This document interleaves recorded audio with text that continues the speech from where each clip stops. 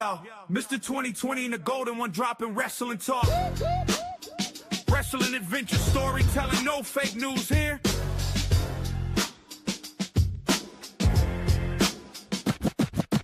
Yo. Welcome back, everyone, to the podcast of all the ages. It's Jamie and Mike's Wrestling Adventures. Mike's over there with the shades on today. I don't know if he's turned into a vampire or what's going on. What's going on, Mike? Yeah, I don't know. I was watching a podcast with the Good Brothers, and Gallows was wearing them, and he looks pretty cool doing it. So I was like, if it worked for one podcast, maybe it'll work for another one. Well, I mean, you're right about that. Yeah. So there you go, guy. You got the Golden One over there, also known as the Mayor. And, of course, you got Mr. 2020 from my Omega days. So, yeah, we are here, and we're going to bring talk for maybe some current news. A lot of times we skip that for the mere fact that, a lot of people say, oh, if you talking about current news, why do you have a podcast? Well, I'll tell you why. Because I like talking about yesteryear. I like talking about my past. I like talking about other people's past. And I like bringing people on now, just like Yellow Man. We're going to start doing more in the future. We're still in the content era where we're getting more guests on. I just got to work around some of their schedules to get them on. That's why you haven't seen me since Yellow Man's last month. But anyway, with all that being said, Mike, so in the current wrestling news, right, we have Jade Cargill. Is that how you say her name? Jade Cargill? Okay. Yeah. I guess her and Rhea Ripley are having a Twitter war. I believe that's what stuff it's on, Twitter. Or we call it X now, I guess. I'm sorry. I stand corrected. It's X. I've read some of this stuff, dude. What is your honest opinion on what's being said back and forth? Do you think, now let me tell you my opinion of it real quick. As I click on one of the articles that is the newest about this, if it pops up, and it's not, I'm having trouble here. But anyway, there we go. So basically, they're in a Twitter war, I guess, just insulting each other and all this good mess. I think what it comes down to at the end of the day, it's a very business driven by egos. It's a business where everybody wants to one up one another. You can say you're friends, but at the end of the day, when it comes to that industry, a lot of that is left in the background. And you want to succeed more than your coworker, just like anything else in life. But I believe when you got that much on the line, you're working for the biggest wrestling company there ever was, always was, the WWE, that there's a lot on the line. And both these young ladies are in the limelight. Both of them are very athletically gifted. Both of them are professional wrestling gifted. They pick up on it pretty well. I've been a fan of Jade since she was in AEW. I thought she has I think for today's wrestling product, she has the best look and the most athletic ability to bring to the business. I think she can got years down the road with the WWE, but I couldn't get all the messages pulled up. I'm still trying to get it pulled up, and we'll go into a little more after you give your content. But I just think what it all comes down to at the end of the day, what it boils over to, is these two ladies are very competitive, and their egos are running wild, and they both want to be the top dog in the WWE women division. I mean, that's my take, man. That's all it is. It's an ego-driven business, and these ladies are taking their little bit of egos and they're clashing. That's just my take on it. Let's see. I don't think it's really nothing with it, really, because Jay's the WWE Women's Champion. Rhea just won the Elimination Chamber, so it might just be setting up for the match at WrestleMania. Okay. So I don't think it's like too much into it. But you also got to think it's two dominant women, like you said, trying to be like the top dog up in it. But like I said, it's what, less than a month from WrestleMania, so they got to start doing something to get these matches underway. Because right now it's only one announced for the show for 2 nights. So I mean, it might just be a way to kickstart the feud and everything. Because I guess Rhea would go for that championship. I guess. Yeah. Because who won the Royal Rumble? Liv. Yes. So she would probably go for the world's women's championship. Right. So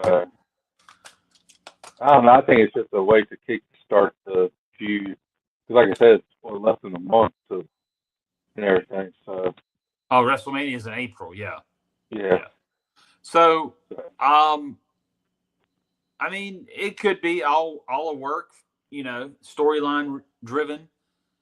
But if it isn't, I get it. If it wasn't, but it's a business where at times, if you let it get to you, it will make you feel a little insecure with so much going on around you. There's a lot going on. There's new talent coming in each and every day. There's another, in their case, is another woman on the horizon that wants their positions.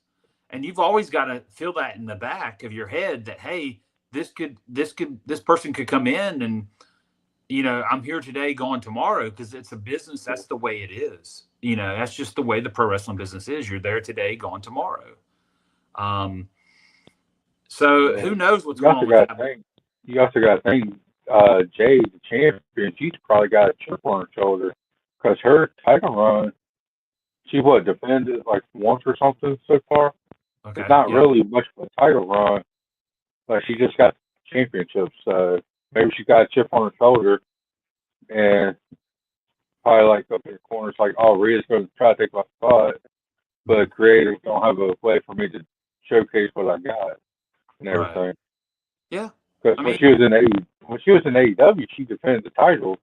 Yep. And everything. So she's a good champion. She can do what she needs to.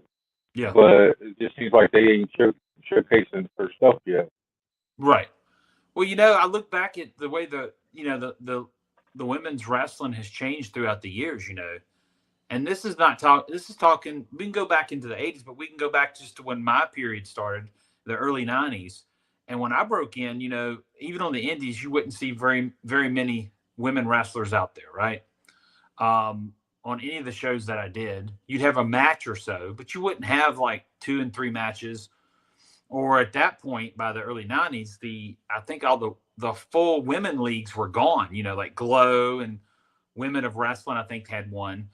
And maybe one was called Women's Championship Wrestling, not to be confused with World Championship Wrestling, of course. But none of them really hit off that big, after the Glow phenomenon in the late 80s. So, like on shows when I started, there were several women that would come through the area, and Stallion would use some in my early years, and I got to meet them, and they were phenomenal talents, and they had phenomenal women's matches at the time. With like Bambi and Peggy Lee Leather would come in and work each other. Candy Devine would bring a girl in and work her. I say another lady wrestler. I don't want to offend anybody by saying girl with today's new lingo, but it's kind of like the business had changed, and by the time I got to WCW in the late 90s, we're talking about 6 years or so after I got started in the business, right? It was more common to have more women around the business, but more so in a different role. A lot of them were Nitro girls. You only had a few lady wrestlers still going around. But, I would even do private tapings through Slam Ladies, I believe. Lexi Fife is her name. And we do them in Carolina at Slim's place. This guy named Slim in Charlotte, he had an NWA affiliate. And we go in there and it'd just be a ring in the middle of the building, a training facility. We'd use it. And it would be no crowd, and they'd film it. We'd take breaks. They'd slice it back together, film more for the match. It would be a couple-hour process sometimes to film one match. But it was interesting, you know, something different. And I'd go over there and make a nice payday for a few hours of the day, and then hit a night show. So I was thriving with indies in the late 90s. But anyway, the landscape of the business has changed. So many women are in it now. And with a group out in Las Vegas, you know, they got an all-girl league out there. You got the all-girl league here in Florida, Shine.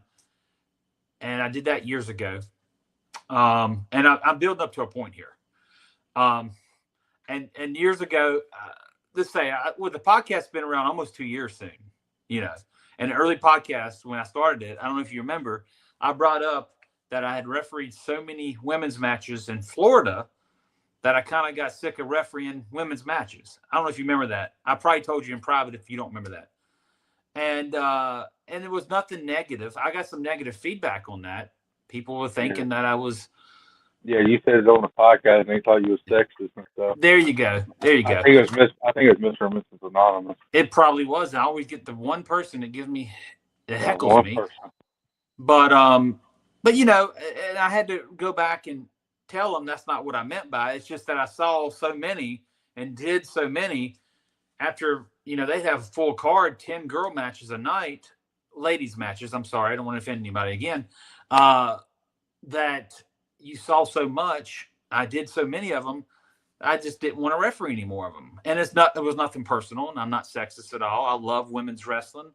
But what I'm trying to build up to here is, my whole theory is WWE's got so many in the women's division.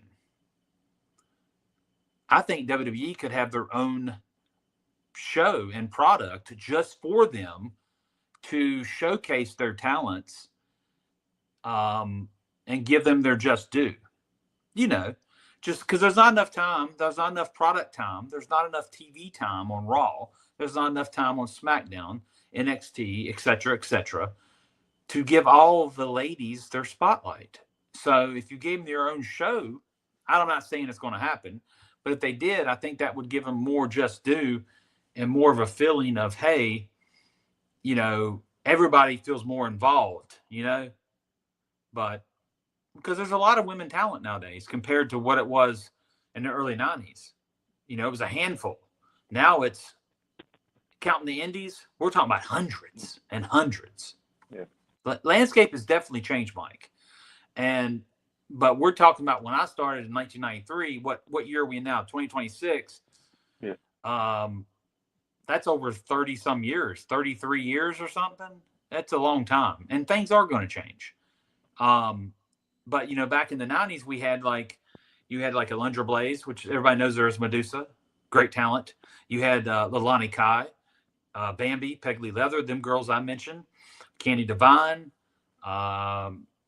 so many more I can't even think of right now. But what I'm saying is the landscape has changed. We have so much more to give them now that I think that you have hundreds on the indies, and you have God knows how many WWE's hired. I didn't even count the roster. That they could have their own TV show, and they could run with that. You know, be separate from Raw and SmackDown, and just be all for the women's division. And you know, TNA tried that a couple times with TNA Knockout Specials. But and everybody, by the way, before I go any further, everybody needs to thank TNA for the way the women's wrestling has hit an all-time high. If it wasn't for the Knockouts division, you wouldn't be seeing what you've seen today. And that's the truth. Remarkable what TNA did with them and did for them. It was just it was great for the women, you know. But that's enough said. But back to what we really originally talked about. I think it could be all storyline like you're saying, but if it's ego driven and paranoia and insecurity from the women in the wrestling, I could understand that, because it's a business that will cause all that to happen. Yeah. So long-winded. I'm sorry. Yeah, I agree with you. Like you said, there really is a lot of talent, especially up for WWE. But the showcase for them, they get it, maybe one match for like 5-7 minutes. Yep. And most of that is their entrance. Yep. And then if they want to do like a thing with women, it's like a quick 8-person tag, or they're all in the back room doing the segments and stuff. Yep. So they don't really get showcased a lot. So like, I agree with you. Yeah, I mean, and the landscape has changed for the way they portray ring announcers. You know, they started that back with Lillian Garcia, and they took Howard Finkel off the TV. You know, and I just read an article the other day why they did that, and it was because they thought, and it's true, Lillian Garcia is much better to look at than Howard Finkel. I agree with that. And they were going a different direction, right? And she had a wonderful voice for it. Not taking nothing away from her, but to take Howard, the greatest ring announcer of all time, off of television. But the times are changing, so it is what it is. But we look at that, and you also look at the landscape of the officials nowadays. There's a lot of women officials coming out, and it's not the first time it's been done. The WWF did that in the mid 80s. They had one female official in the 80s, like mid 80s. I think she lasted with the company a year. There was some kind of scandal that went down. We're not going into that today, though. But they really didn't do anything with it after that, you know. But nowadays it's more common to see more women officials on the indies, WWE product, NXT product, TNA, AEW. It's just common, right? Something when I broke in, if that was happening at the time, it'd have been very uncommon for it to happen. You know what I'm saying? And I'm not giving an opinion on either side, which way I feel about it. That's not for me to say, but business has changed a lot, you know, and this also goes back to what we were talking about earlier, right? I said I like to talk about the old days. We're talking about the old days right now. That's what I end up going back to. We start off trying to talk about a new topic, and we end up back at the old. It's just it just brings me happy and joy to talk about, you know, a lot of stuff I did back in the yesteryears, we call it. But nonetheless, we can go on and all day about the landscape changing from the early 90s until now. And there's going to be a lot that I'd probably disagree with if we really went into detail. And there'd be a lot maybe not a lot, but a few things I tell you that got better for the industry, you know. Yeah. But we're not going to go into that today per se. So I got you. You got anything else to take on the girls' situation with the WWE right there, or you want to move on to something else? Nah, I'm good on it. Okay. I mean, I'm just happy we name dropped AEW a few times from that. Yeah, because we got a mad clientele, I guess we can call them, that emails us that we don't talk about AEW. Yeah, the top women up in their company went to WWE. Yeah. What do you think? Speaking of AEW, I'm glad you brought up AEW. Now we can actually talk about it, right? David Finlay is with All Elite Wrestling instead of going to WWE like everybody had thought he would be in that, right? Yeah. What's your take on that? David Finlay, man. He's actually a really good talent. You know, everybody knows who his dad is. I'm good with that move. I think it's good for him right now. They paired him back up with the Bullet Club members, the War Dogs, but they're called the Dogs up in AEW right now. Yeah. I think it's good because if not, he'd be going to NXT. When you're a top star in another company, you really don't want to go to NXT. You know, it's like, oh, you want us, but you don't think we're that good. Yeah. And stuff. I know some of the AEW people went to NXT, which I don't think Ethan Page or Ricky Saints should have went. And they should have went right to the main roster because they're good. But but I'm happy that Finlay went to AEW. I think it's a good move for him. Mm-hmm. who knows? Maybe we'll get like a Bullet Club thing over there. You got the War Dogs. Then when everybody gets healthy, you got the Bang Bang gang with Jay White, the Guns, and Juice Robertson. And it's like Bullet Club Gold, so maybe they can maybe bring some kind of Bullet Club thing to AEW. And but I know they can't be called that. So but maybe they Right. can do some kind of thing and maybe take over AEW, and then they go to CMLL Yep. and stuff, and kind of do like a reunion type old school thing like that. Mhm. But I think it'd be a good idea, but I don't know if it'll work out. It'd be almost like the NWO 2000 when Jarrett took over and stuff. You know, it just didn't really click too well. So it might be like that if they try it. Right. But him and AEW, I think it's a good fit for him. Good. Yeah. I'm interested to see which way his character goes here and what they actually do with him in the long run. Hopefully he'll get used correctly and not get lost in the shuffle. Because, once again, that's another company with a lot of talent. And you have a lot of talent on your roster. It's hard to fit them into your TV shows and storylines. And especially when we're in a new era where there's really no house shows being ran by no companies, right? House shows are primarily dead for the wrestling industry. And that's one thing I hate about today's current wrestling is you don't take your live events on the road. That was the way they made most of their money back in the day.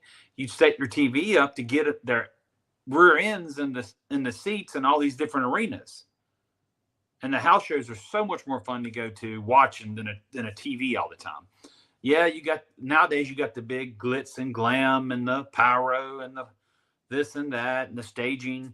But to me, I think that's all worn out. When Nitro and Raw did it in the late 90s, it was all big and beautiful and new.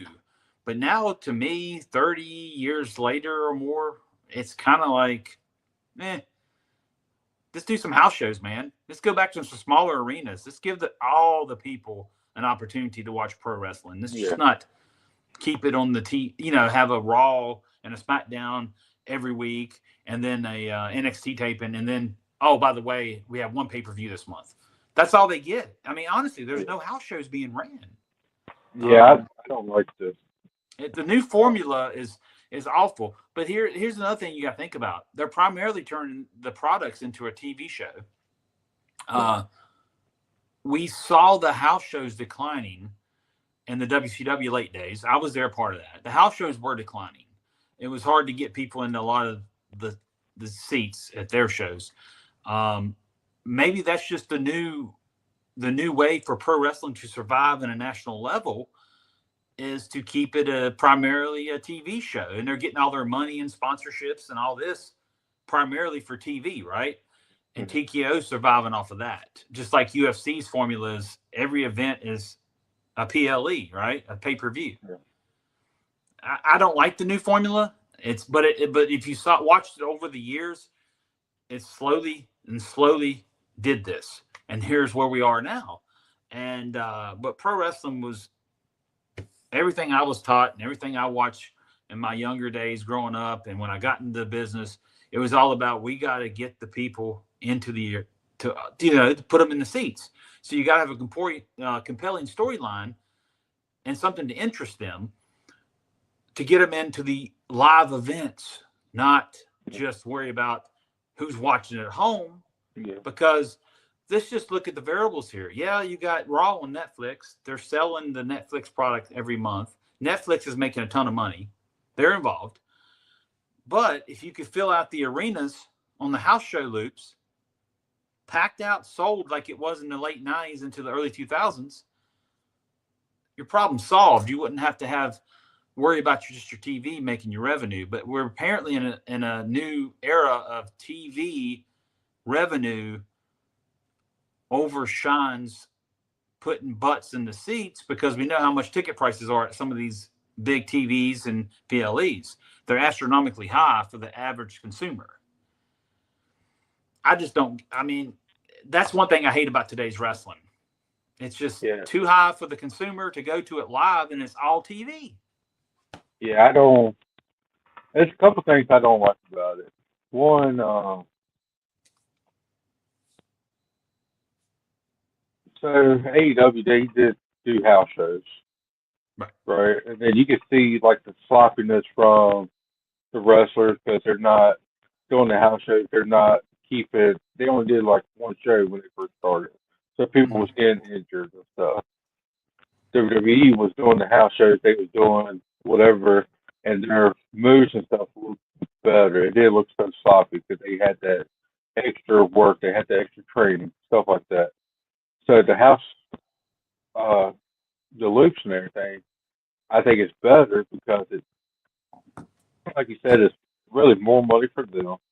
They could talent can do more stuff on loose to try to see what they want for the main level. You know, like if say Kevin Owens comes back and he wants to try to do a shooting star press, he's not going to do that on the main roster. It fell in front of millions of people watching it, but he might do it at a house show with a couple like thousands, right, and stuff. And if it works, yeah, it takes it to the thing. If not, then you're just pushing underneath the rug. When me and you went to the WWE up in Roanoke that one time, they put Drew McIntyre with the Good Brothers. I didn't really like that, and you never saw it on the main roster. It might be a reason. It just for me, it didn't click. You know, so right. So it's where they can experiment with stuff, but if you don't have to have loops and stuff, then where can they show like try out different stuff? Yep. Because they're not gonna want to do it on the main roster. Well, but now without the house loops, you can see WWE looking a little sloppy on certain things like AEW was, and then it's a whole lot more injuries because they're trying different stuff and like you can't do high paced matches once a week and think everything's gonna be good. You got to keep doing it on and everything. Like the timing, you hear like the older wrestlers, oh, you need to house shows and everything for the timing and stuff. Yep. So I see it good and bad in it, but I really wish they would bring it back. I think it'd be good for all the companies. Yeah. Well, the main problem with that is, Mike, you just nailed everything right on nail on the head. Like even back in the day, they say they had the big SummerSlam match coming up. They would have two of the guys out there on the loop, maybe a week leading in, doing their match at the house shows, getting ready for the big SummerSlam pay-per-view, and whatnot. And then when they started their expansion, started working with the Lawler Jarrett territory, they would send their talents down there to get more ring conditioning, to get them ready for their big events, and got them down there to Memphis in the Nashville area because it was a good old school territory, and they got to learn how to actually work a crowd, work a match, other than just all high spots or big spots on TV within a constraint time limit. They got to actually get out there and work a match and learn some psychology, maybe something they didn't know. But all that's gone now. And, the paydays are so much higher nowadays, but they're working so much less to make the money.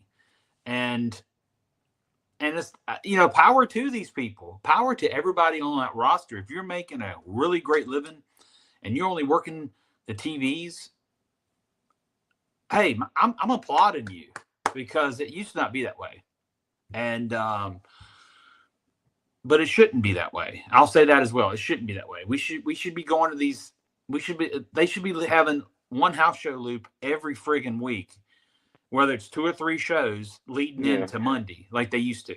That's just the way it should be. It gives your talent more opportunities to work for you, more opportunities to stay sharp, more opportunities to build your crowds back up, so that when they work for their money, they're actually, the investment's being paid for. And then back in the day, they'd sign people. I don't know how the contracts are structured now. Apparently, by what I see, they're just, hey, you get this amount of money a year. It doesn't matter what you work, right? But before it was always signed a downside guarantee. You'd make this amount guaranteed, versus if the house shows made money, you'd make more money, right? So, but I'm not sure if the contracts are even that way anymore. I think they're just, yeah, we're going to pay you this right here, But here's the thing. There's still an incentive there, right? You're getting paid a lot more money to do a lot less. So yeah, you're probably still working your butt off. But then on the other hand, if there's no real carrot dangling over your head, and we've talked about this before, what makes you want to catch it, right? What makes you want to get more and more and more and work harder than the next guy? You're already guaranteed $1 million or whatever. I'm just saying, why do you care? You're making your $1 million. You're going to work hard enough just to get over, just to appease the talent department and everybody involved in the upper management, but you're not going to try to work harder than your coworker, because why? The whole landscape has changed, my man. I miss the days when they do a promo and they're talking about the local town, and then you'd go to that local show and the local arena would be full because you made them, and they made the consumer invest their time into wanting to see the talent. Not, well, here, we're going to be at Raw next Monday in New York at Madison Square Garden. Front row tickets are $5,000. I mean, come on. You're just bleeding the consumer like crazy. And if the formula is working for TKO, they're probably not going to change it. You know what I'm saying? It's just like everything else in the world, high prices. Once you go there, it's no bringing it back. I don't know. It's the thing really working for TKO, because they still got a bunch of tickets for WrestleMania. Yeah. So they're high priced, and it's 2 nights, right? High price and 2 nights. Yeah. But with the house shows, I like it. Say like a wrestler's injured, just like Kevin Owens, because he's out with the next day. He's been out for almost a year, close to it. He comes back. What's he gonna do? Go to NXT? That ain't nothing. Like, yeah, you can train and do whatever, but that ain't nothing close to what you're doing with timing and getting your stuff back like you need to get the rust off. Like, you need the actual house shows. You can have a match in the Performance Center, like, just to knock off some of the rust, but it's not the same when you got the fans and stuff and everything, and your adrenaline running and everything. It's just not the same. You need the house shows. You need some kind of loop before you make it back onto the main roster on TV and everything, in my opinion. Yeah. So. Yeah. I mean, we both touched fairly good points about how it's totally different, and what's good and what's bad about it. I mean, I get it. I mean, if I can be working 4 or 5 days a month and be home the rest, I wouldn't complain if I made enough money. But but I also look back at the golden era and the years before, and you think about how guys had to work 5 days a week at least to make that, to not even make what they're making today is what I'm trying to get at. But power bring the house shows back and come back to Roanoke, Virginia. They need to. I mean, that's how you survive, because you got to appease all your fan base. And if let's like the smaller towns in New York, WWF used to run, and Pennsylvania, Virginia, we're talking about Roanoke, come back to Richmond. They don't go none of them places. They don't. They've been to Roanoke, like lately, like a couple years ago, but they haven't been to Salem, Virginia, since when TNA that one time. Yeah. So we just talked about when we did the top 10. Yep. And everything. Like, it's been a while. That's back when RVD was the champion. Right. So they need to come back and hit these uh, places.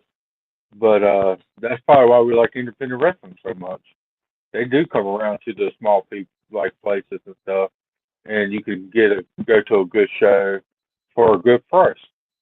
So Yeah. So, it's kind of like, we talk about independence all the time because, I used to work not a whole lot of shows when I was in Virginia, but I worked a few companies while I lived there. And then I'm working some stuff down here in Florida again. But the independence is where all this talent get all the ones that haven't made it yet, get all their ring time in to hopefully prepare themselves for the big stage. Because we don't have the smaller territories no more. This is basically the new territory system, even though it's not a territory system. I know that sounded weird what I just said, but so what's so funny is the money was a lot less back in the territory days, probably, than what any guy on the WWE roster would ever think of making, right? But we are talking about 40 years ago, 50 years ago. We're talking about 70s, 80s territory system. But, dude, they would go out there and let's say if one territory you wasn't clicking in, it was Mid-Atlantic. You had to move on somewhere else. Okay, well, I'll go down to the Florida territory, work for Eddie Graham, since the Crockett's can't give me any work. You could always jump around. Oh, that ain't working. I'm going to go all the way across the other side of the country. I'm going to go to the Pacific Northwest and work in Oregon for the Owens family. Okay, go ahead. That's fine. You make you a living. You have to move a lot, but they were making a lot of these guys wasn't having regular jobs. Like most guys on indies, the truth is they have regular jobs. Back in the territory days, I'm not saying all of them, but most guys could jump around territory to territory and at least make a living. I'm not saying they were rich or loaded, but they were making a living, right? So the indies are nothing like the territory days. I've talked to a lot of guys that experienced the territory days. Their stories are so phenomenal to listen to. It's like when I tell my indie stories, I'm like, man, my stories ain't near as good as y'all's. But they lived the territory system. I didn't. I got in right at the tip end of the last two that were open died. We're talking about Cornette had Smoky Mountain. He tried to revive a territory. And then I broke in. It was, the Jarrett Lawler system, right? They still had their territory. But other than them, man, most territories were dead by early to late 90s. You even had when Mid-Atlantic left here and Crockett, known as NWA, left the Charlotte area, and South Atlantic tried to come in like a year after they were bought out. They didn't have as much success as trying to be a territory type area. It's because that era was beginning to die. But I love the indies. I'd like to see the indies. A lot of them start having bigger crowds than a lot of them are receiving. Because a lot of them I go to, some have decent crowds, some have bad crowds, but none of them's had the crowds that, like, even in the mid 90s, early 90s, when I was working shows, we'd have decent houses most every place, right? You don't see that everywhere now. But you do see decent. But yeah, but I love independent wrestling because it gives everybody an opportunity that wants to be in it to try to shine and get better. Now, the old saying that everybody likes to use, which came out within the last 10 years or more, about 2015, everybody started saying, wrestling's for everyone. Well, wrestling's for everyone to watch, but not for everyone to get into. Just do not construe what we're talking about here. There's a lot of guys and girls that should never thought about getting in it. Or if you are thinking to get in it, know what you're getting into first before you get in it. Because when I broke in the early 90s, it was more of a, I don't know how I would say it, it's more of an honor code type thing where it was an honor to be accepted into this wrestling group. It was an honor to get trained. It was an honor to learn about the business. It was an honor to get on the inside of it. Now it's more, not so much, right? It's a lot changed since that code was going out as well. But power to everybody that's meant for this business and are really good at what you do, and keep going on. So, with that said, I guess we should move on from that as well. Unless you got something else to throw out there. I think I'm good on that one. Okay, but you know what we haven't brought up today, Mike? I'm thinking you're talking about Cowboy Revolution. That's right. So, guys, go to cowboyrevolution.com and check out. Use code JamieT123 for 15% off. It is becoming springtime pretty soon, so get you some T-shirts, tank tops, and some hats to keep the sun off your head. They may have shades. I hope they do, because I know Mike needs a new pair of shades, don't you, Mike? Yes, sir. I do. We can switch them out every week. Let's pop that back up there one more time for you to read, everybody. And for the listeners, obviously, you're just listening, so you cannot see that graphic on the screen, and you can't see. So let me tell you something, listeners. If you have not came and watched an episode, come watch this one, and let Mike know what you think. Let Mike know what you think about the shades, and if he should continue to wear them every week. Just don't be Mr. or Mrs. Anonymous. I want to know who you are. Just tell me if you like them or not. It's not going to hurt my feelings. That's right. So, nothing hurts our feelings. You can say whatever you want to either one of us. Yeah. So that's cowboyrevolution.com. JamieT123 for 15% off. And like last week, it was like 30s and 40s in Virginia. I needed a hoodie. Yep. Now it's almost 80. So now I need my T-shirt. That's right. And cowboyrevolution.com got wonderful looking shirts and hats and tumblers and stickers and all that great stuff. So, and support the veterans. You know what I'm thinking about right now? I don't know, but I think you're probably thinking about your favorite little newest member of the WWE roster, Danhausen. I was about to bring up Danhausen. That is. I had a feeling you was going to bring him up, yes. But so Danhausen, right, Mike? So I'm reading here, and he posted it. I see it on the website though. I'm not on his actual. I think this is Twitter, X, whatever. I'm not actually on his X site. I don't follow very many wrestlers or whatever on there unless I know them. Danhausen's debut shirt is the top seller at WWE Shop. Go give Danhausen all of your human monies or face the same fate of mysterious Dominic. So, first off, him being the highest selling T-shirt of the week, that amazes me. But they also read the article. It also amazes the top WWE officials, they said, right? I guess they thought it would, whatever his debut didn't come out, I guess they didn't think it would come out as good as it did. But apparently it came out even better because he's the top merch seller. But with that being said, we don't know what that means right now. We don't know if they're down on sales or if he's actually selling millions and millions of T-shirts or hundreds of thousands or whatever. I think he's doing good on shirt sales, honestly. He's good. He's a great thing for, like, kids. Well, I agree. Now, the debut, it kind of, I don't know, it kind of threw me off if the fans are for him or against him, because you can watch it back on YouTube. But before you do that, make sure you watch us we're on YouTube. Yes. And everything. So make sure you subscribe to our YouTube channel. But you can also go watch Danhausen's debut. And it's weird because it sounds like he got a pretty loud pop at the beginning. He does his little thing, goes to the ring, and then when the lights goes off and he leaves the ring, it sounds like it's nothing but a bunch of boos.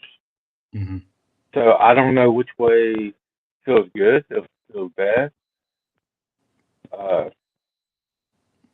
I think how WWE is saying certain things on their show, they're making it sound like it's maybe Chris Jericho coming back, and they're probably excited that Danhausen's there because it's something new, something fresh.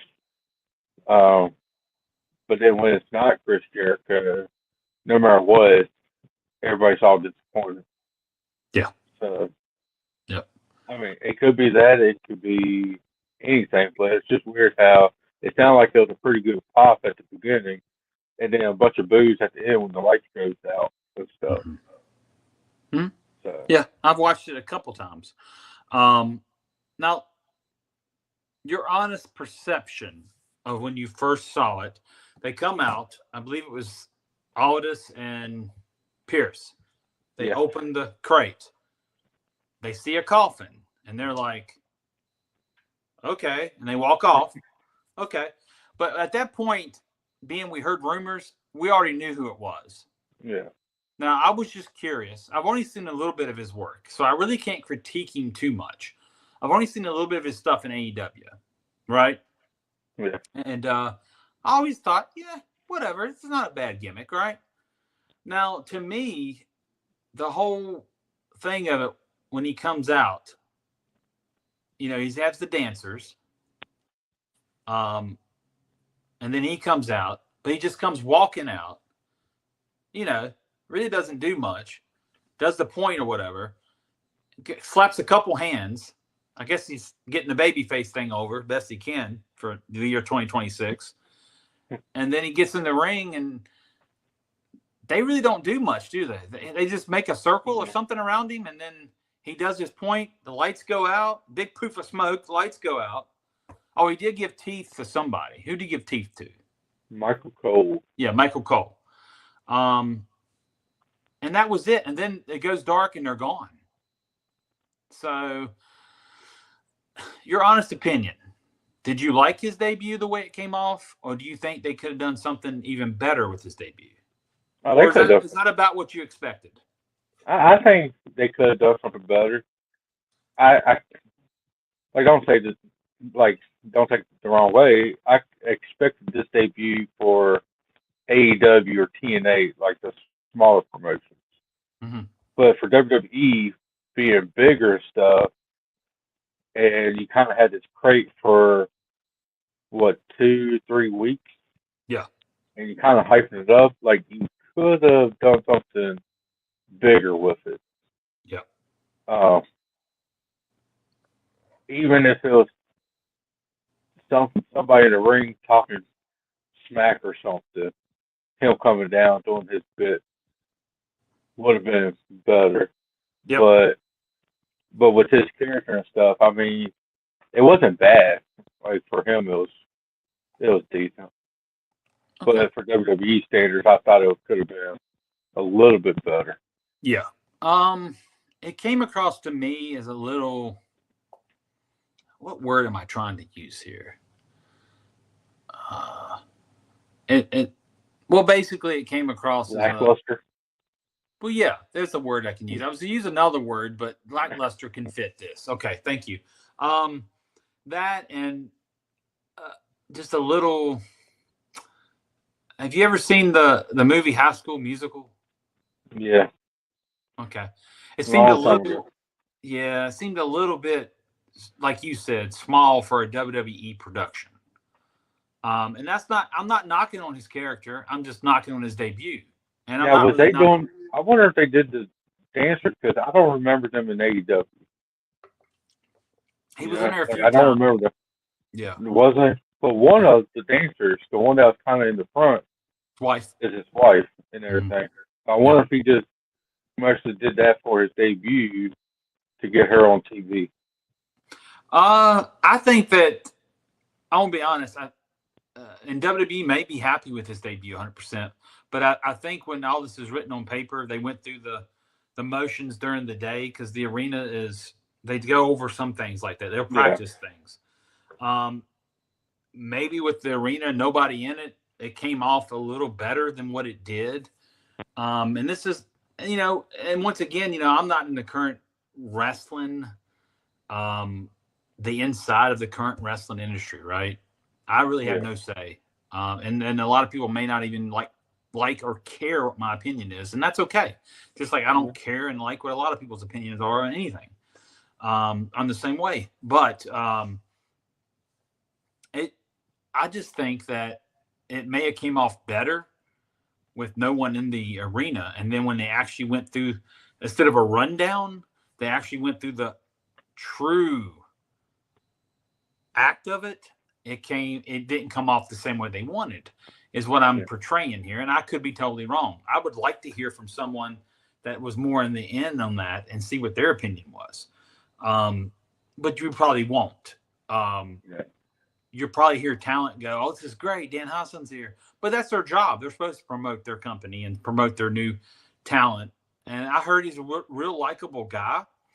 And I know he's friends with Punk. So, you know, he might be one of the nicest people you ever met. And I'm not going to doubt that one bit. And I'm glad he's getting an opportunity. But overall, the production of that came off a little campy. I guess that's the word I want to use. Just, yeah. And it's probably not really his fault or their fault. It's just that they had this out during the day. Everything looks good on paper. Everything looks good through the walkthroughs. This is going to be great. This debut is going to be great. He's going to be cheered heavily, blah, blah, blah. Didn't come across the way they thought, right? And that happens. I just don't understand like the gimmick and then the dancers look like for this. Yeah. I don't know. I think the days, if it was just him coming down, doing his little thing, and then disappear, a little bit okay, in my opinion. Like, the dancers kind of threw me off. Like, he didn't really need them, I don't think. Yeah. Yeah. You're right. But I think that's a one-time thing, you know? But we like Dan Townsend. Well, I do. I just don't want to get cursed. That's true. Don't curse us. That's right. No, curse James if you have to. Don't curse me. Okay, you're up on Dan Townsend's on the same level as Vince Russo, Chris Benoit, and Good Brothers. Oh, I had Mount Rushmore 5 people. It's them. Dude, you're trying not to get cursed now. Yeah. So here's the thing: if he cursed me, if it's got anything pertaining to wrestling, he may actually do the opposite effect for me, and I may be making more money again in it. So go ahead. No, you might be officially retired. That's okay. I'm primarily almost there anyway, 100%. So it's okay. Yeah. So, moving along, we're going to bring up TNA now real quick, and then we'll move along to something else, I guess. So 2 TNA wrestlers quit the company yesterday. I don't know if you read this article or heard it. Yeah. A husband-wife couple has quit TNA effective immediately. Ooh. So Fightful Select reports that Mance Warner and Steph DeLander, I think that's how you say her name, have left TNA. I didn't even know they were married, I'll be honest, until this. The reason for their departure is believed to be TNA's refusal to clear DeLander from return to in-ring action following a serious neck injury that required surgery. So this says TNA's medical team has effectively disqualified DeLander from the company. From competing as a wrestler ever again. So she ended up going to WWE's spinal surgeon for a second opinion and potential clearance, which she claimed on social media was granted. She hasn't wrestled in almost 2 years. TNA hasn't commented yet. So the company pretty much wrapped up their commitments to the company's next round of TV taping scheduled for this weekend. So after that, they're gone, right? So basically what I get from this is you had neck surgery, 2 years ago. You were waiting to get cleared. Well, here's the thing. We're in a new era of that too, right? Back in the 80s, you would have said you had neck surgery. Oh, I'm good to go. They probably just said, okay, let's put you back in the ring. But what I've learned over the years in the pro wrestling business is that now that it's so corporate everywhere, that they're going to look out for things like this, right? They're going to make sure that they have the best interest for the company first, and then they're going to worry about the talent. So here's what the best interest is. Let's say her neck injury at one time was so severe that the doctor did say she'd never work again, right? In that profession. The company's going to stand by that. Why? Because she gets in the ring, they let her in the ring when it's been known that there's going to be potential lawsuits, even from her, even if she agreed to compete that way, right? So I understand where the company's coming from. right? I get it. Now, is it true that she got okayed by a WWE so-called doctor, went to one of their doctors to get clear? I don't know. But what I do know is if TNA is letting them quit at this point over that, they must really think that her neck is really done, right? So I would have to agree with the company on this, because you don't want to let a competitor out there and she goes out there and she becomes a paraplegic or whatever the case may be, and she'd never be able to walk again. And that would be on their hands, and they know that. So I understand where they're coming from. They're thinking about their company, and then they're thinking, hey, this young lady could probably end up paralyzed, and we don't want that on our hands, right? So I get the company, what they're saying. So I'm actually with the company on this, not the talent side. And I've always been a talent in the business. You know that. Other than running a few indie shows or whatever, helping out there, I've always been a talent. So normally I'd be like, the old me years ago when I was young might have said, hey, you're screwing the talent, right? But now I'm like, I agree with you. You've got to look out for what's, not only in your own interest as a company, nowadays, but you also got to look out what's best for your talent. And if her best interest is keeping her out of the ring, do it. I agree 100%. I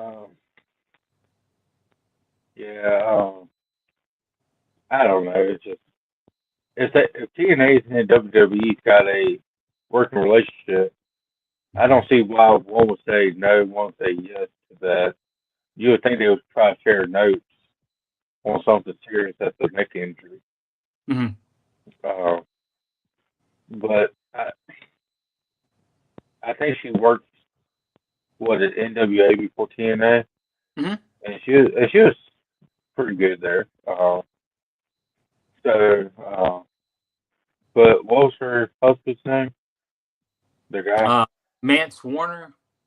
Yeah, I can understand like her quitting, mm-hmm. but I know you want to be together as a couple. But if you had anything going on in the company, you wouldn't want to leave. Yeah. But was he even doing much in TNA? For a while, I think he had like a program, like with one of the top stars. But but stuff that I've been seeing, I don't know if he's been doing anything lately. Well, do you remember her being with Cardona? Who? Yeah, Cardona. No. The I can't think of his gimmick now, but he used to be Carl, the French Canadian guy. Now he's the monster character now he's on JCW. What's his name?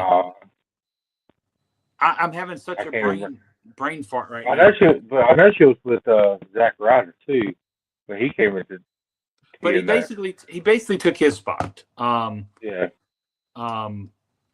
I know who you're talking about. I can't think of his name either. I don't know why, because he's a really cool dude, and I got to work with him almost 2 years ago for the first time, and it was really cool. But he's one of the French Canadians back in the day with a Rougeau brother. So, and Colonel Rob Parker, which is Robert Fuller, managed him in WCW in the late 90s. But anyway, she was basically with him, and then when he tore up the title or whatever. That's what I'm talking about.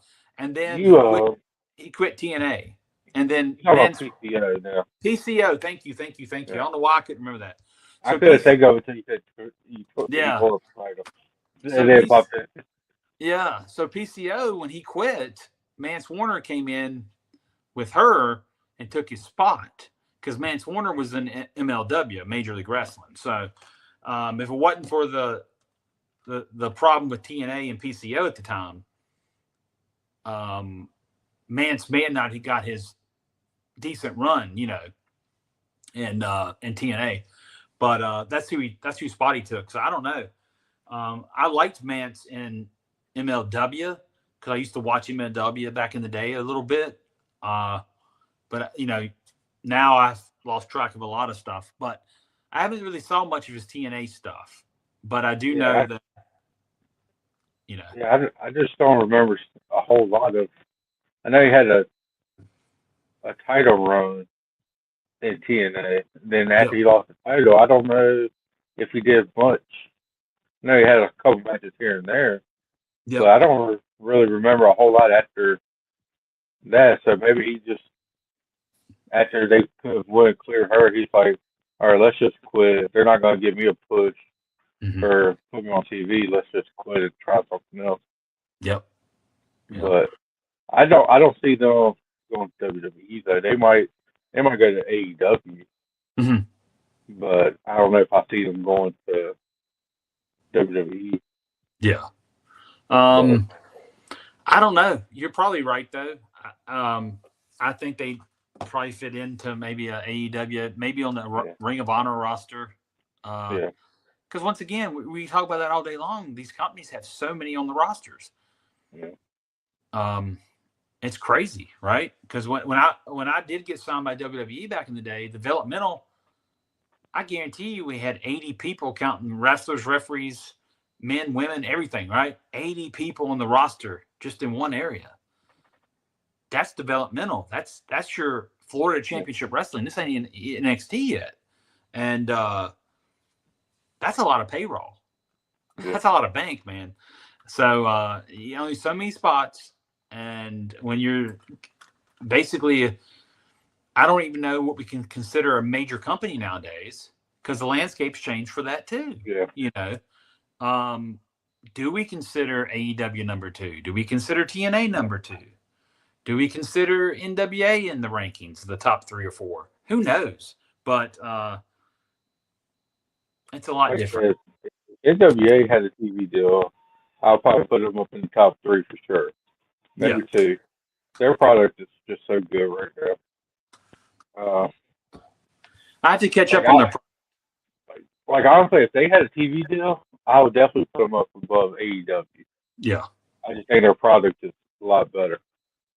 But also like JCW, you know, Yep. if you're into the GCW and everything with that hardcore violence, I don't think they're in the top three. They could be in the top five. Like they got some good stuff, but I'm not big on that stuff, but I can watch it. Yep. I'll probably put them up in the top five. Just how they are. Like they're good, but it's not everybody's cup of tea, you know. True. True. So, Yeah. So that's crazy. But it happens. We've seen it before by other couples in the business over the years. Lawler quit because of yeah, the cat being fired at one time and all that. yeah, But he ended up back at WWE later that year. But it happens. It is what it is. At the end of the day, sometimes none of us know what predicament and what you do in a certain person's predicament unless you're actually in it. We can say all day long, "Oh, I think it's wrong. They're quitting. Why would he quit because of that?" But then again, we don't know how they feel about it. We don't know their real emotions or feelings. But by everything I'm reading, the only reason I sided with the company is because of the legal problems that yeah, could come from it. That's the only reason I'm siding with the company. I'm not siding with it because I don't like these talents or anything. I'm just saying for her well-being, if it's a legitimate injury that bad, the company's got to do what's right for them legally, especially in the year 2026, where you've got to be careful, right? So that was the only reason I went with that. I don't know if I had anything else I wanted to talk about the current wrestling news, Mike. I'm trying to look yes. here. We got. I know there's one more thing, but What's it that? kind of goes into a couple different things. Okay. So one, we'll talk about AJ Styles' retirement on Netflix and stuff like that. But being a TNA person that you was and stuff, and as much as we both love TNA, how was it to see Frankie Kazarian, Robert Roode, Jeremy Borash, the Monster Abyss, Mm-hmm. all on WWE Raw for AJ Styles' retirement show? Right. Did you ever think you see, like the other ones I can think, like, yeah, they can do it, but did you really think you'll see the Monster Abyss in his full gear on WWE, actually in the ring and everything? I mean, it was just, as a TNA fan, that was really good to see. Yep. 10, 15 years ago, 8 years ago, 7 years ago, maybe even. No, not a chance. In the last 3 years, since they had a working relationship with that company's brand, Yeah, it became more logical that something like that might happen, right? yeah, So, but years ago, heck no, not in a million years. But I'm glad to see that stuff that can happen, and they're on there, and they're all deserving yeah, talent and great people, and it's always, it's great. AJ's going to the Hall of Fame. He deserves it. Just his 10-year run in WWE alone, the last 10 yeah, years, he should be in the Hall of Fame. But if we talk about all his TNA accomplishments, my gracious, he should be in 15 Hall of Fames, because TNA is what really made AJ. That's when he got to become himself. His character became his real life persona. The guy that Alan Jones is, AJ Alan Jones, is what it stands for. But AJ was always a good dude. In his early days, we talked about it before. I worked with him in late '98 down in Wildside. His first match ever, got the referee it. He probably doesn't remember that. He's done so much since then. We all forget things. The only reason I remember it is because in the last few years, I went back and looked at my results. I looked at my old stuff, and it just brought back a fire and a flame of my best years in the business, right? And but half the time I don't remember stuff. But anyway, that was so great. And then Air Paris, of all people, Frank Paris, they became Air Raid. Yeah, they became Air Raid in WCW's final days. Yeah. After they did a dark match and worked each other in Baltimore. I said this before a few weeks ago. And they worked each other. Both got hired. A week later, they're on the road doing TVs and house shows and all this at the time. And they put them together as Air Raid. And I met Frank Paris in '99, less than a year after I met AJ in '98, right? And Frank had been wrestling for years. Frank was probably 19 at the time, and I was 21. And Frank had started at 14 years old in Georgia, and as Air Paris. So he had already been working 5 years. I had been reffing 6 years at this time. And then Wildside was down in Cornelia, Georgia, It was NCW Wildside, promoted by the NWA brand. And years later, it became NWA Wildside. And then they were affiliated with Burt Prentice's NWA Worldwide in Nashville. And I got sent up to Nashville. They were sharing me back and forth and age, all of us, because they wanted us in both areas. We miss a TV here and there in Cornelia just to be in Nashville and vice versa. But that's when everybody started getting jobs, dude. I got my job in the WCW later that year, just within a few months after getting in with the right people. And you're talking about a guy that, that had just worked for ECW as Paul Heyman and thought I might want to go there. But then when I was getting looked at by Wildside and Burt Prentice and all these people, Bill Behrens, I didn't even pursue ECW no more. I'm like, I'm going over here because I'm going to get a job at WWF or WCW. And I was right, and it worked out. But no, it was great to see Air Paris on TV. Just say that straight out. I think Frank was another guy that had the same amount of talent and heart as an AJ Styles. But just like another guy, I'll bring his name up. We ain't never talked about. Cassidy Riley was the tag team with Air Paris called the Hot Shots back in the day. And later Chase Stevens became a hot shot with Cassidy. And then Chase went to the Naturals with Andy Douglas. We all know that. But anyway, another great talent. All of them were just phenomenal, young, good-looking kids. They'd go somewhere one day. And, with the closing WCW, I think is what hurt. It can hurt a lot of people because AJ even had to come back and work, but he got into TNA, thank goodness, right? TNA opened. If it wasn't for that, he would have worked years and years and years probably to get to WWE, because there's not only but so many spots. So TNA was a blessing for him. I just wish when WCW went out, guys like Frank Paris, Air Paris, would have got the same opportunity. And I don't know what his pursuing of wrestling at that point in 2002 was from Frank, but I do know that he would have fit in very well with the TNA product, especially with the X Division and all that going on. But it was great seeing Frank, to me, first and foremost, and this is not taken away from AJ getting into the Hall of Fame, but it was great seeing Frank on TV, because I think Frank deserved his just due. Air Paris did, and just as much as anybody else, to be recognized as, hey, this is Air Paris, this is Frank Paris, this is AJ's longtime friend, right? It was really awesome. So it was great to see it. Great to see it. Yeah, it was. I was going to bring him up next and everything. It was really good to see him. A lot of people didn't know who he was when they hugged him and everything. They said that there was a lot of people Googling it right after that. Did you see the link I sent you where they showed their match winning and I'm raising their hands from 23 years ago or something, 20-some years ago? Might have. 26. I think it's 26 years ago now. 25. Whatever, Mike. I don't know. I'm confused. Well, either way, I'll go back and look at it. I think I saw it.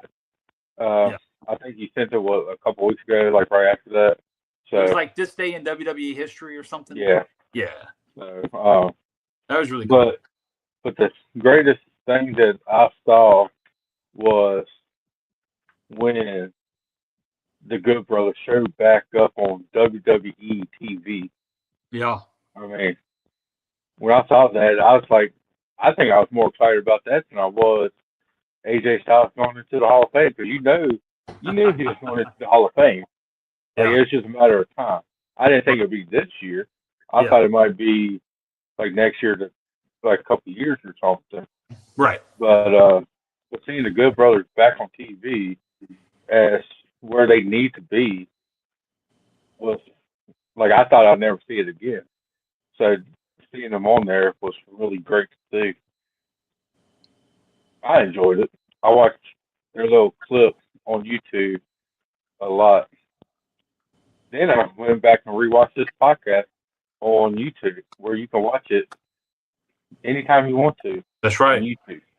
And if they don't want to watch for some reason, they can also listen to it, Mike, on Spotify, Amazon, iHeartRadio, Podbean, and it's not listed, but Pandora also has it on their site. So, and occasionally, when I want to listen back to it, because a lot of times I don't get to watch it back, I get to listen to it. I'll just pick one of the platform streaming services, whatever I feel like that day. Click on it. Click on our show. It's real easy, guys. Real easy to find. Jamie and Mike's Wrestling Adventures. And I listen to it while doing cardio at the gym. I'll listen to it while driving. If I got to drive 30-minute drive here in the traffic, when it should take only 10 minutes or 5 here in Florida, I'll put on the podcast to keep me, to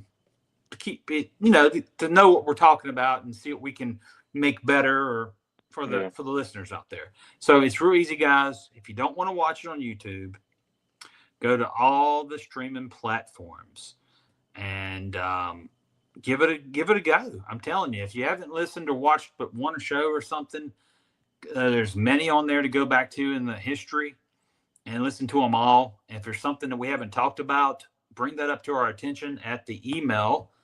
That's wrestleref123@gmail.com, and we'll be more than happy to talk about that and maybe get a topic that you want us to talk about. Questions, comments, suggestions, whatever you'd like to send to that email. And we also want to mention once more time, because we don't want to forget about our wonderful, wonderful, wonderful sponsor, CowboyRevolution.com. Proceeds help the veterans, guys. At checkout, use code JamieT123 for 15% off. And you cannot go wrong with that. They got good deals in there to begin with, but when you get an extra 15% savings, it's a good shopping day. Yeah. So Stephanie went into the Hall. Is going into the Hall of Fame. Who? AJ Stephanie McMahon is going to Yep. the Hall of Fame, right? Yep. AJ Styles going into the Hall of Fame. Very Yep. deserved. Yep. Chris Benoit should go into the Hall of Fame. Chris Benoit is top of my list. Yep. Vince Russo should go in the Hall of Fame. But how do you feel about the tag team Demolition going into the WWE Hall of Fame? Well, it's about time. Demolition, I remember the first time I ever seen Demolition was like in 1987. And when I first saw him, I'm like, thinking to myself, what is this? I was a kid. Yeah. But, I was maybe 9 years old. I wasn't even 10. I think I was 9 in 87. But anyway, so I thought to myself, it's just like a Road Warrior gimmick, right? Yeah. Because I was a big Road Warrior fan and all that. But they're well deserving. Bill Eadie, which is also the Masked Superstar in Mid-Atlantic Championship Wrestling years before, and Georgia Championship Wrestling as well. He also did remember the gimmick Andre and Allen did? It was like Giant Machine and Big Machine, and he was one of them. But Bill was phenomenal as a Masked Superstar. I worked a lot of Legend shows years later, Bill as the Masked Superstar. Great. I loved it. One of the easiest guys you ever work with. One of the best people to sit down with, have a conversation with. And it doesn't have to be about wrestling. Bill Eadie's just so nice of a guy. You don't feel uneasy talking to him.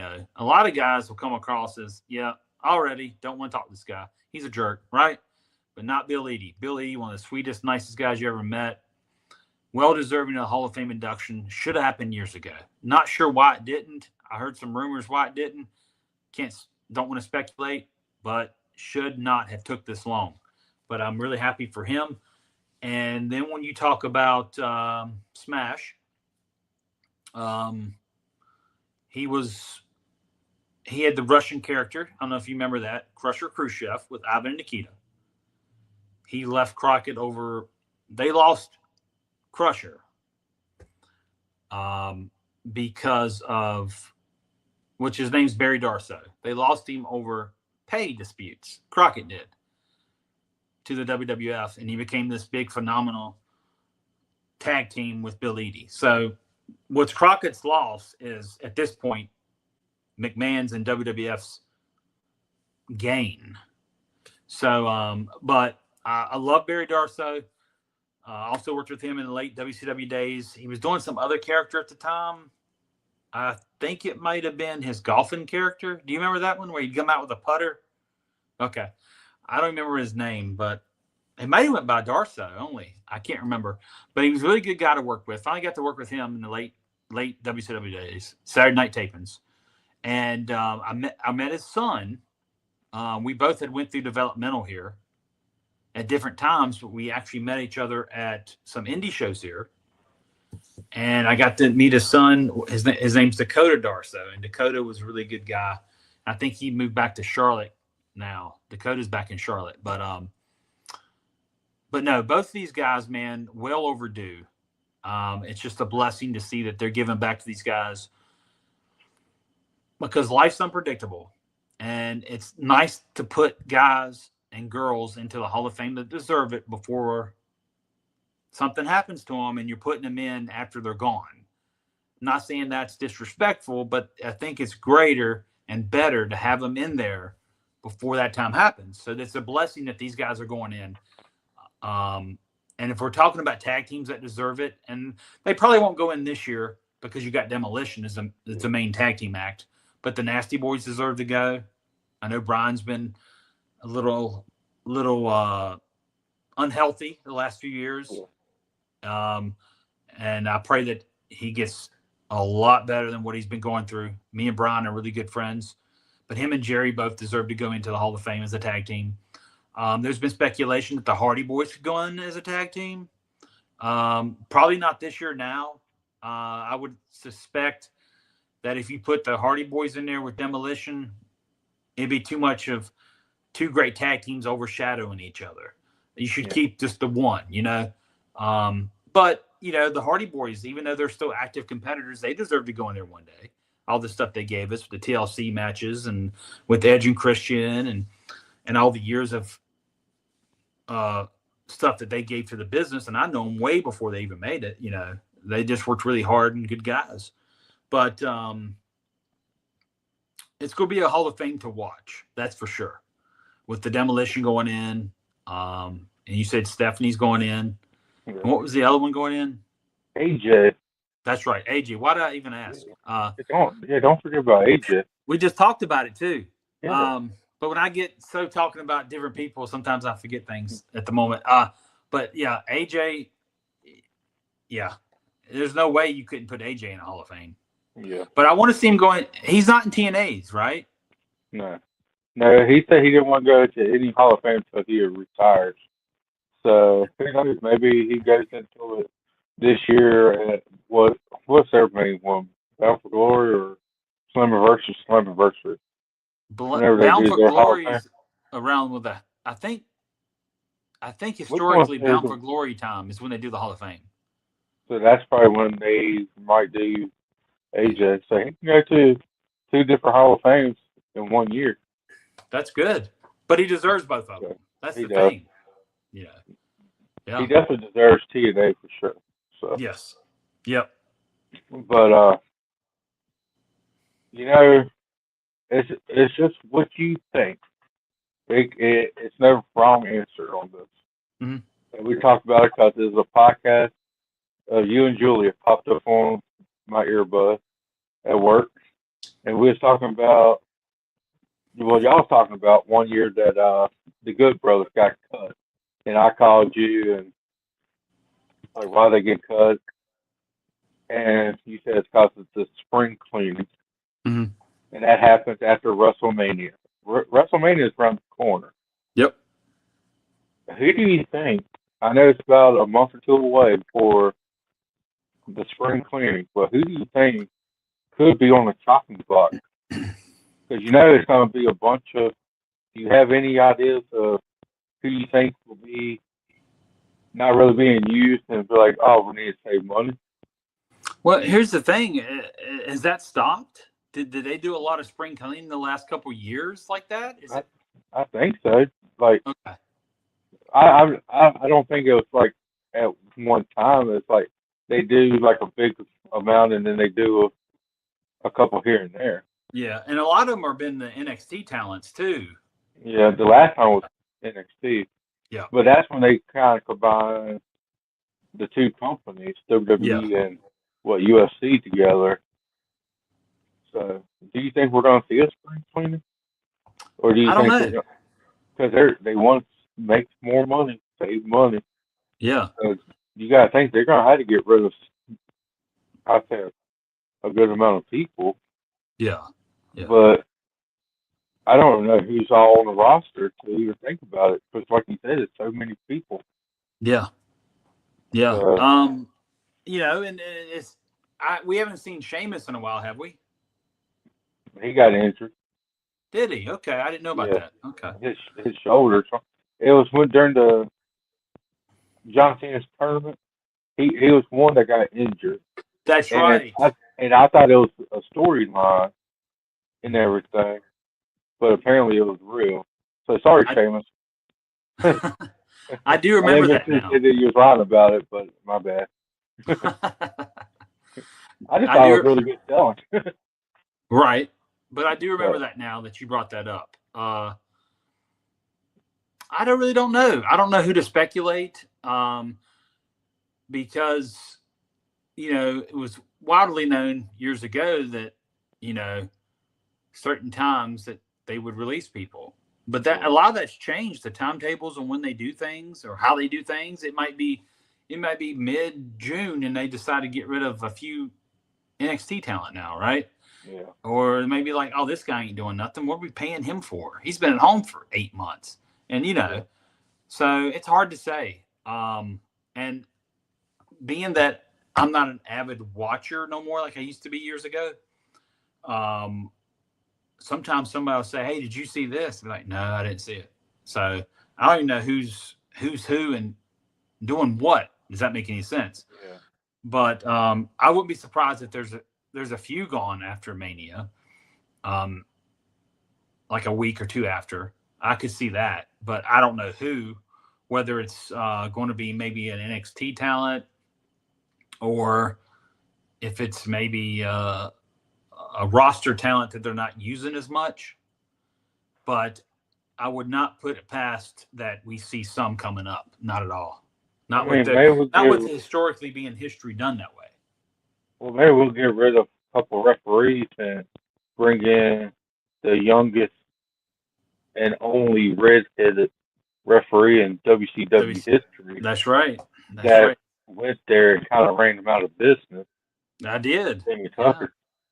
I went there and, They go, and then you was at TNA and they about ran out of business. So, no, historically talking, I believe. It It was you. Oh, okay. But historically talking about that, if we just look at the way things were going, I think it would have been more of who came in that the company in 2010 helped bring TNA down over the next few years.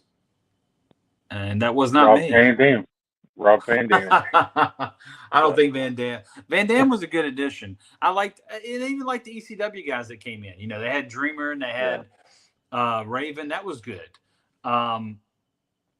But I just think that some people that came in, we're not naming names today, but some people that came in was trying to run it like it was a company in the 1990s. But by the time the landscape of being that big of a company on national television, you can't do the same thing. What's that old saying go, Mike? Doing the same thing over and over again and wanting a different result is insanity. Something like that. Well, that's the same scenario, right? And that's what basically they did. They come in and go, well, this is going to work because it's always worked. Well, no, it's not going to work, So, but yeah. Just like when people give Vince Russo a hard time, man, saying he killed WCW, that's just a bunch of horse crap, and a bunch of people on the internet wanting to talk crap about a guy, and half these people have no idea how to run a wrestling company, much less they don't even know how to run their own lives. So they shouldn't even have an idea or an inkling to even speak their opinion. And a lot of these are just keyboard warriors, we call them. Never been in the business, just big fans, and think they know it all. Vince Russo didn't kill WCW. Executives killed WCW. Let's just be honest. Executives killed it. It doesn't matter what kind of storylines we were doing or who was working who or who did this or who did that. At the end of the day, I think the only thing it may have saved them is if it wasn't so much in the red, because it was financially in the red some. I believe if it was making hand over fist type money like it did in several years prior to that year, the TV executives may have been like, well, this is a cash cow. We can't do it. But being that they found their out. The executives found their out, and Time Warner had more control, and they got their way. That's what it comes down to at the end of the day in a nutshell, just easily spoken. Blaming one in particular man or men or people for a demise of such a big entertainment company is just a bunch of garbage talk at the end of the day, Yeah. Because Russo, let's just put it this way.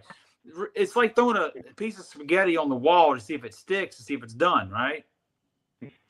And that's what you do with a lot of companies. You throw ideas out, and some are going to stick, and some are going to be bad. And we can look at today's television and say the same thing. Yeah. So, yeah. That's how it is. Yeah.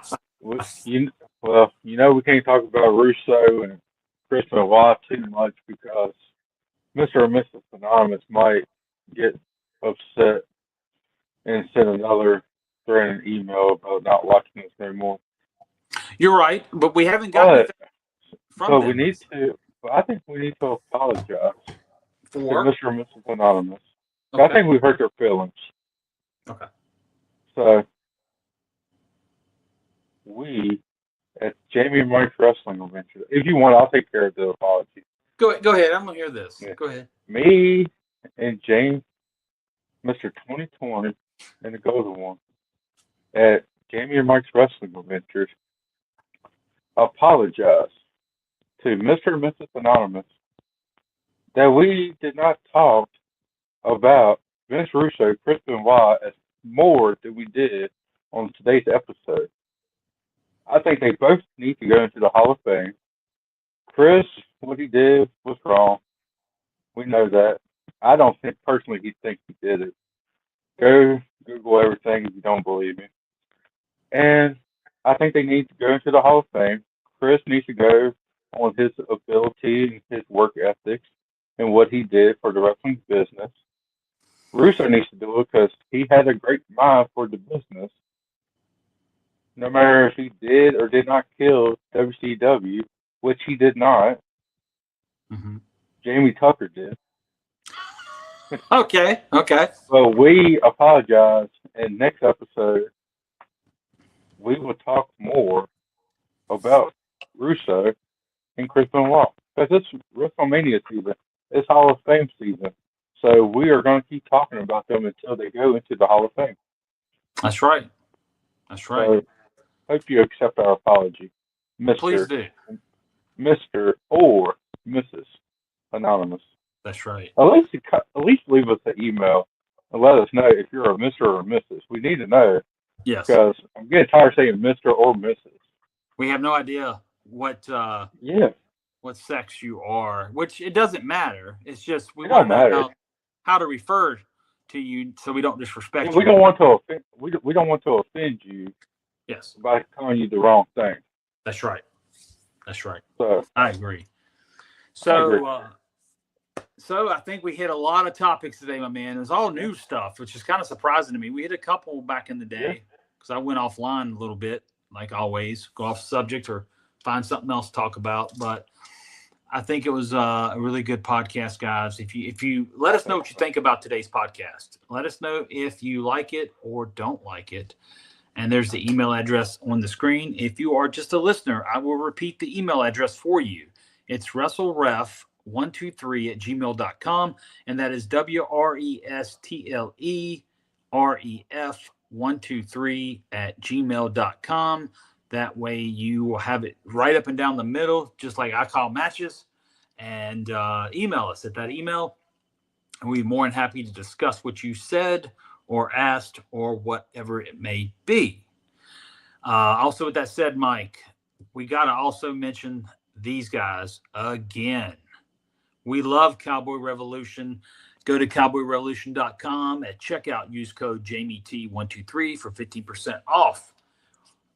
Take a look at their items on there. I'm currently wearing their hat backwards. It's a cowboy hat. It says cowboy hat. If you don't know this, if you're just listeners, you don't know what I'm talking about. But go to give it a look-see. Get you some ball caps, man. Some T-shirts, tank tops, stickers, cups, whatever it may be. It is becoming springtime. It's already been springtime in Florida forever, so we're not worried about it here. But up in Mike's neck of the woods, when it gets beautiful up in that part of Virginia, the flowers come out, it gets sunny, and allergies come out. But it's a great time of year up there. Roanoke in that area is very beautiful in the mountains. And you might want to have some of that when that time comes.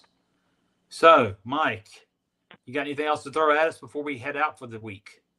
Yes, make sure you check us out on YouTube for a video. Pop that for our listening viewers. We got Spotify, iHeart, Amazon Music, Apple Music, Pandora. If I forgot one, I'm sorry. Podbean? Yeah, Podbean. That's the one that I normally listen to when I'm at work. Yeah. I know I forgot one. Sorry, Podbean. How'd you forget Podbean? I don't know. That's the one I listen to. But then, always go and check out the new Facebook page that we had out for about a month or so now. Jamie and Mike's Wrestling Adventures. That's We right. do a couple polls every now and then. We try to talk to the people, and who knows, if we get more people up on there, we might interact more on there. Might do a Facebook Live. Y'all talking about doing live on here. Maybe we'll do a Facebook Live a couple times on there. Just something short. Who knows, maybe go behind the scenes of our personal lives a little bit. That way you know exactly what we deal with every day. Who knows? We do anything for right. a like, follow, and share. Well, not anything, but please go like and share and subscribe all of our stuff, and just comment on Facebook or at that email, WrestleRef123@gmail.com, and tell us how good we're doing or how bad we're doing. Yeah, please. I'll take all comments, suggestions, Yeah. questions, whatever. We'll take anything to help grow this to become better. That's right. So, That's right. Well, with that said, my man, I have nothing else to offer this week. it's been why Vince Russo to the Hall of Fame. There you go. That's right. Well, I have plenty to add, but I know I'd be here a lot longer, like a lot longer. We'll talk about it on the next episode. That's right. Give me a mic. Hey, that's right. So, guys, I know sincerely from my heart, thank you for listening. I know Mike, the Golden One, the mayor himself, feels the same way. Yep. And from Mr. 2020 and the mayor, the Golden One, peace out. Bye, everybody. Mr. 2020 and the Golden One dropping wrestling talk. Wrestling adventure, storytelling, no fake news here.